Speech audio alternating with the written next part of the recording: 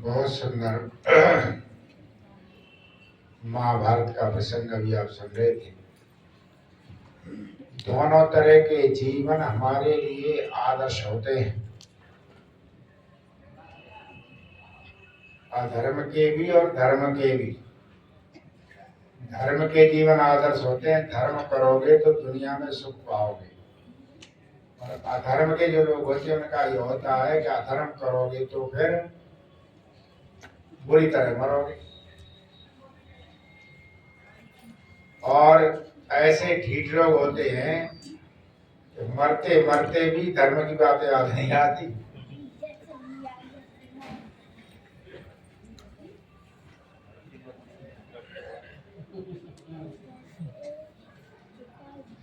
दुर्योधन ने मरा है ना, तब भी ऐसे नहीं गया। इतना अकड़ थी उसमें, मरते मरते भी अकड़ ढीली नहीं हुई।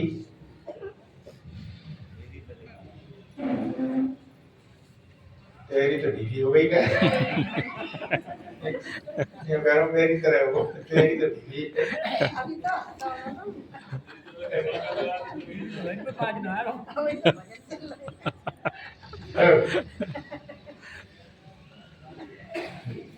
जब गिर गया मरने लगा ना, तब भी अकड़ गई नहीं। उसके पास गए, कहा अब तो दशा खराब हुई, तेरे कर्म ऐसे किए। तो दुर्योधन ने क्या कहा कि जिया उस शान से, राज्य तो मैंने किया। फिर क्या बोला, अब वो बाधा कहाँ निज भाल पे पांडव राज किरीट धरे सुख से। अब बाधा कहाँ रही, मुकुट पहने हो। अब वो बाधा कहाँ निज भाल पे पांडव राज किरीट धरे सुख से। डर छोड़ सुयोधन का विचरे, धन धाम से धाम भरे सुख से। जितना सुख चाहे मिलेगा उन्हें, सब राज्य का कोष भरे सुख से। वो अंतिम चोट करेगा, अब वीर कहाँ जो विरोध करें, विधवाओं पे राज करो सुख से।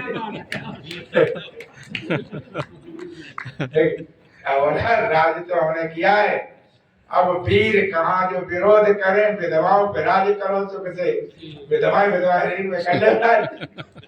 मरते मरते भी अकड़ ढीली नहीं हुई, मरते रहते ही चोट करी गया। तो दोनों तरह के जीवन हमारे लिए आदर्श होते हैं, पर हमें तो वो जीवन जीना है जिसमें ये लोग परलोक दोनों बने। और इस जीवन के लिए नित्य प्रति आपको हम बताते हैं, कल भी बताया था, केवल सुनो नहीं, सुनने के बाद में करो भी। तो साधना के लिए मैंने कहा था सवेरे शाम बैठने का संकल्प लो साहस करके। और तरीका ही बताया था कि एक ही जगह बैठे, एक ही आसन पर बैठे, रोज आसन न बदलें। और साधना के समय आत्मचिंतन जरूर करें। आत्मचिंतन करेंगे तो हम बढ़ेंगे। नाथूराम शंकर शर्मा हुए हैं नाथुआगंज के, बड़े उच्च कोटि के कवि हैं। और उन्होंने जो कुछ लिखा है बड़ा ही मार्मिक चिंतन है। उनकी हर रचना चिंतन हित है, हर रचना चिंतन जाती। अब जैसे आप लोग सुन लेते हैं, पता नहीं करते कि नहीं करते, ये तो आप जाने। भाई सुन के हम दबाव भी देते हैं, पृथ्वी दिलाते, भाई बैठो करो। अब करते नहीं करते ही आपके ऊपर। अब आप में कोई करता हो नहीं तो करता ही नहीं है। उनमें जब ये कहा तो सारा कुछ लेकर के, अच्छा हम अंदाज करते रहते, मुक्ति के नाम पर दरिया, ध्यान के नाम पर, उनके नाम पर दुनिया की चीजें चलती। नाथूराम शंकर शर्मा ने किया, और करने के बाद में उन्हें बड़ी सार की बात लिखी। क्या लिखते हैं वो, कयोपदेश अनेक सुने मन को रुचि के अनुसार सुधार चुके। बीच के कालखंड में जो भ्रम चला ना, शंकर ने उसका खंडन किया है। गोसाई तुलसीदास ने भी अकेले लिख दिया, तुलसी अपने राम को रीझ भयो तै खींच, और भूमि पड़े उपजेंगे उल्टे सीधे बीज। और शंकर कहते हैं ना, मूर्खता से करोगे तो इसमें काम नहीं। तो क्या कहते हैं, उपदेश अनेक सुने मन को रुचि के अनुसार सुधार चुके। धर ध्यान यथा विधि मंत्र जपे सब वेद व शास्त्र विचार चुके। ध्यान करके ये कहा यहाँ ध्यान लगाओ, किसी ने कहा यहाँ लगाओ, किसी ने कहा ये लगाओ, कहते हम सब कर चुके। ध्यान करके सब कर चुके। फिर कहते संसार में जब बात नहीं बनी तो गुरु गौरव धार महंत बने। फिर कपड़ा रंग ली, महंत बन गए। गुरु गौरव धार महंत बने, धन धाम कुटुंब विसार चुके। धन धाम कुटुंब सब छोड़ दिए, पर अंत में शंकर जी ने लिखे सार है, कवि शंकर ज्ञान बिना न तरे चहु और फिरे झक मार चुके। तथ्य ये है, कहते जब तक ज्ञान नहीं है झक मारते घूम रहो। कवि शंकर ज्ञान बिना न तरे चहु और फिरे झक मार चुके। हमें पता नहीं रहता, जब तक हमेशा ध्यान रखो, जब तक ध्यान नहीं होता तब तक ध्यान नहीं हो सकता। जब तक ध्यान नहीं होता तब तक ध्यान नहीं होता। पर इस प्रक्रिया को पूरी तरह समझो। यह मोबाइल है, हमें इसका ज्ञान है कि मोबाइल है, इसके स्वरूप का पता। अब मान लो मोबाइल खो गया अंधेरे में कहीं पर भी, और हम ढूंढ रहे, मोबाइल ढूंढ रहे ना। अब किसी को मोबाइल का ज्ञान ही नहीं हो तो कैसे ढूंढेगा। जब कहीं खो गया है मोबाइल और हम ढूंढ रहे, ये जो ढूंढना है, बार बार मोबाइल ही ध्यान में रहना है, इसे कहते हैं प्रत्याहार। समझे ना, क्या कहेंगे इसे, प्रत्याहार। बार बार ज्ञान आना, बार बार आना, बार बार आना, बार बार ये होना, क्या प्रत्याहार। और इस पर ही हमारा ये धारणा है कि हमें मोबाइल ही ढूंढना। समझे ना, ये धारणा ही कर रखी है कि ये ढूंढना है। अब ये चल रहा है, इसमें जब धारणा है तो ध्यान भी चलेगा, साथ साथ चलते सब। अब जैसे चक्कू मिल गया, हाथ रख गया, तो हमने उसे छोड़ दिया क्योंकि ये मोबाइल नहीं। सुनिए ना, अब चक्कू मिल गया तो मोबाइल नहीं है। कटोरी मिल गई, उसको भी छोड़ दिया। चम्मच मिल गई, उसको भी छोड़ दिया। ये ध्यान चल रहा है, समझ गए। जो जो चीज मिलती जाती है, स्वरूप का पता है, मोबाइल नहीं है, छोड़ता जाता। अचानक हाथ लग गया मोबाइल पर, अब ध्यान खत्म और समाधि हो गई। समझे ना, ध्यान यहाँ खत्म है और यहाँ क्या है, मिल गया, समाधि हो गई। वही यही क्रम अध्यात्म क्षेत्र में चलता। लगातार हम ध्यान करते, लगातार करते रहते ना, और जिस समय ईश्वर का साक्षात होता है व्यक्ति को, और समय ध्यान खत्म, समाधि आई हो गई, तो ध्यान आई नहीं। और ये बिना ज्ञान के नहीं होता। जब तक आपको ज्ञान नहीं है तब तक होगा नहीं। ज्ञान के अनुसार आप कर्म करो, कर्म के अनुसार करोगे, उपासना करोगे तो चीज मिल जावे। तो हर चीज में पहले ज्ञान हो, और ज्ञान के बाद तभी विशेष रूप से आप कर्म कर सकते हैं। कर्म करेंगे तो चीज मिल जावे। कल मैं गायत्री मंत्र की बात कर रहा था, बस यही थी गायत्री मंत्र। कल मैंने व्याख्या कर दी थी अक्षर की विस्तृत, इसमें ओम आ जाता है। अब गायत्री मंत्र में जो है सारा विस्तार ओम का ही है। ओम में 3 अक्षर हैं, कौन कौन से, आ ये अक्षर है। अब इनकी व्याख्या में शब्द है। शब्द क्या आ की व्याख्या क्या करता है? भू। और ऊ की व्याख्या भवा। और स्वा। बाकी माँ की व्याख्या स्वा। अक्षर है या विस्तार हुआ, अक्षर व्याख्या किसने की? शब्दों के द्वारा। अब उसके बाद में इस शब्द की व्याख्या वाक्य करते हैं। शब्दों से तो वाक्य बनता है, अक्षरों से शब्द बने और शब्दों से वाक्य बने। और विस्तार किया तो भू की व्याख्या क्या करता, कौन करता है? तत्सवितुर्वरेण्यम्। और भुवा की भर्गो देवस्य धीमहि। और स्वा की धियो यो न प्रचोदयात्। समझ गए ना? अक्षर, अक्षर के बाद शब्द, शब्द के बाद वाक्य। इसीलिए जो हम जनेऊ पहनते हैं ना, इसमें भी तीन तीन धागे होते, तीन तीन होते हैं ना, तीन अक्षर, शब्द और वाक्य के। पूरा जनेऊ जो होता अपनी तो पूरी पूरी प्रक्रिया जितनी है वो सारी की सारी आत्म विकास की है। जनेऊ केवल धागा नहीं होता। जनेऊ जो हम डाल लेते हैं, हर तरह का जनेऊ नहीं पहना जाता। बाजार से खरीदा है, सब डाल लिया ना। सैकड़ों जितने बन जा रही जनेऊ अपने हाथ का बनाया हुआ, बाजार का नहीं चलता। बाजार में बना देते हैं ना, क्योंकि बाजार वाला आपकी नाप तोड़ क्या जानेगा। जनेऊ हमारे 96 अंगुल का होता है। कितना? 96 का। यानी ना 96 अंगुल। और 96 अंगुल की आप हैं, आपकी अपनी लंबाई अपने 96 अंगुल की है, नाप लेना। परमात्मा ने गजब का गणित बनाया।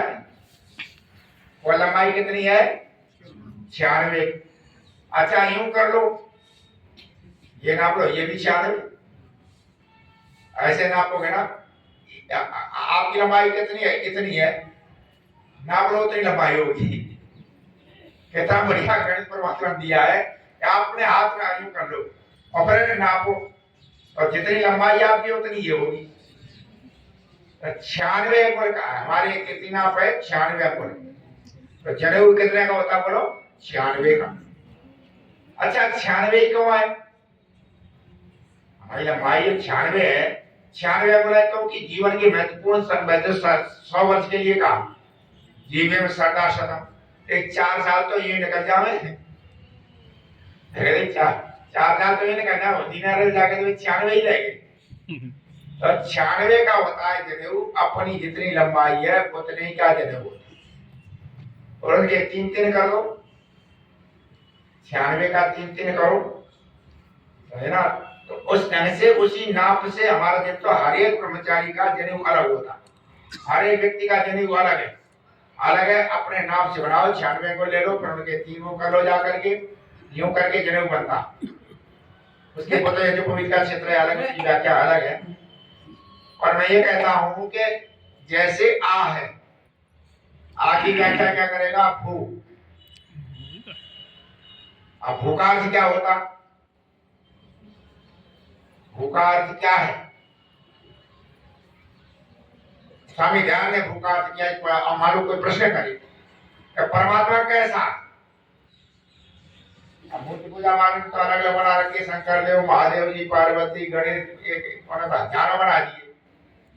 कौन जैसे उनकी शकल थी है सुना वैसे बनाते नहीं। परमात्मा की कोई आकार तो है नहीं। शक्ति का कभी आकार नहीं होता, ये ध्यान रखना। जो शक्ति का आकार बना लेते हैं वे लोगों को मूर्ख बनाते। ईश्वर की मूर्ति कहीं नहीं है, उसकी मूर्ति बनी नहीं सकती। जैसे बिजली है, अब बिजली मूर्ति बन जाएगी क्या? बिजली कहां प्रकट होती है? बल्ब में प्रकट होती। परमात्मा प्रकट है सारी दुनिया। दुनिया को देखो तो सारी दुनिया में जो गतिविधि चल रही है परमात्मा ही प्रकट हो रहा है। बिजली का पता कैसे चलता है कि मोटर चल रही? संसार चल रहा है तो किसका पता चला? वो शक्ति चला रही, और जो शक्ति चला रही है वो शक्ति क्या है? वही ईश्वर। तो शक्ति का कभी कोई भी शक्ति है, कोई भी सत्ता है, उसका आकार नहीं होता। सत्ता कोई आकार नहीं। और जो सरकार चली, अब कह दिया बसपा की सरकार गई तो कौन जाते देखिए, सत्ता का कार्य। सड़क कौन बनाता है? सरकार। नौकरी कौन देती है? सरकार। ये सारी व्यवस्थाएं कौन करती है? सरकार।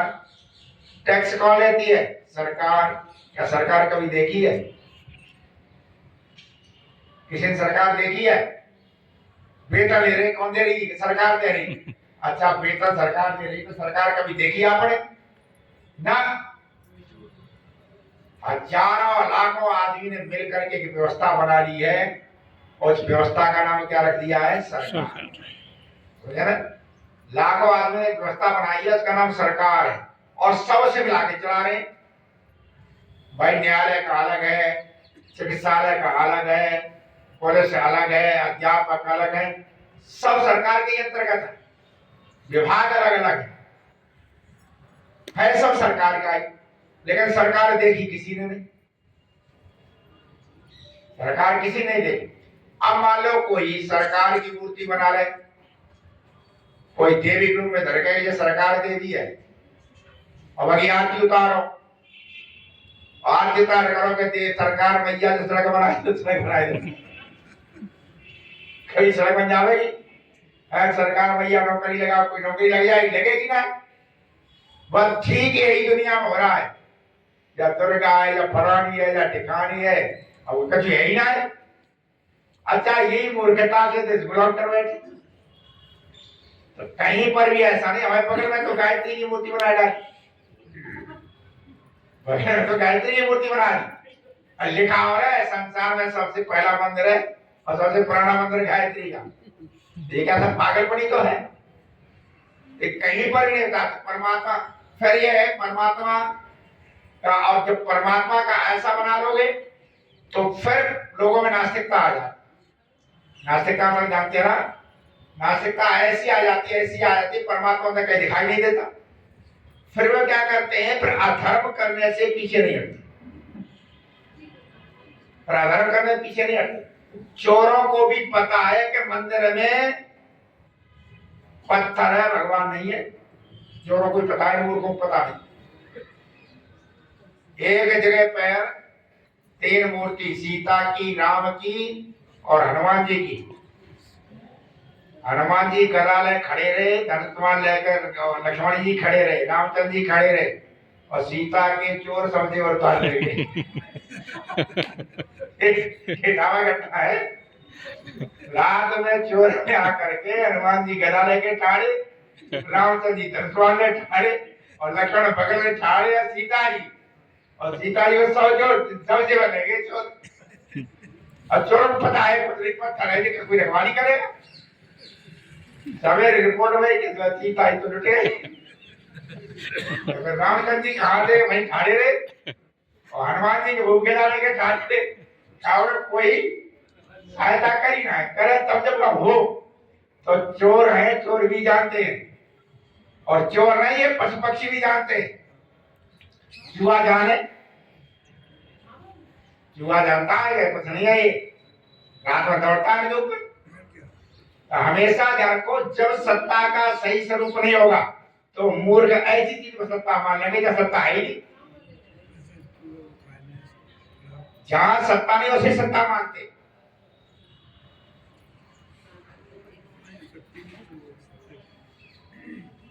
नाथुराम शंकर शर्मा लिखा है, ओम नाम जाना नहीं मन में भरली भूल और सींच रहा है मूढ़ चंदन जान बबूल। मूर्ख चंदन जान करके किधर सींच रहा है? बबूल सींच रहा, चंदन मार करके बबूल सींच रहा। अब समस्या ये है कि हम लोग कहते हैं परमात्मा है कैसा, उसका स्वरूप क्या है? तो गायत्री मंत्र में पहला भूशब्द यही बताता है परमात्मा का स्वरूप क्या है। स्वामी ध्यान ने अर्थ किया, परमात्मा प्राण स्वरूप है। परमात्मा कैसा है? प्राण स्वरूप है। परमात्मा प्राण है, उसके बगैर संसार चल नहीं सकता। आगे ऐसे आगे व्याख्या भूमि करिए, आगे बगैर कुछ व्यंजन बोले नहीं जाता। आ सब में समाया का, खा, गा, आ सब में आ जाता। आगे अगर कोई बोलते, जैसे हम बोलते हैं ना, कोई बोले अन्य बात का तो थोड़ा सामान्य रूप से प्रकट किया जाएगा तो